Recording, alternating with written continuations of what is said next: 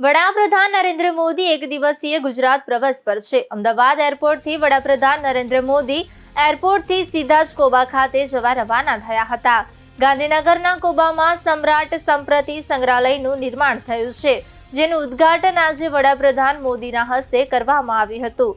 આજે મહાવીર જન્મ કલ્યાણકના પાવન અવસરે મ્યુઝિયમને ખુલ્લું મુકાયું છે। સમ્રાટ સંપ્રતિ સંગ્રહાલય વિશે વિસ્તારથી જાણીએ છીએ।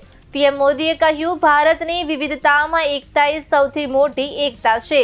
આવનારી પેઢી માટે મદદરૂપ થઈ શકે। આધુનિકીકરણથી આ મ્યુઝિયમ બનાવવામાં આવ્યું છે। ભારતીય સંસ્કૃતિનું પવિત્ર ધામ પણ કહ્યું છે।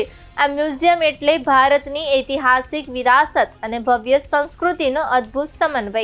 જૈન મુનિ પદ્મસાગર સુરેશ્વરજીની પ્રેરણાથી આ મ્યુઝિયમ તૈયાર થયું છે, જેમાં હસ્તપ્રતો, વિજ્ઞાતિપત્રોનો દુર્લભ સંગ્રહ જોવા મળશે। જૈન મુનિએ 60 વર્ષમાં ભારત અને નેપાળના ખૂણે ખૂણે ફરીને લગભગ 2 લાખ કિલોમીટરની પદયાત્રા કરી।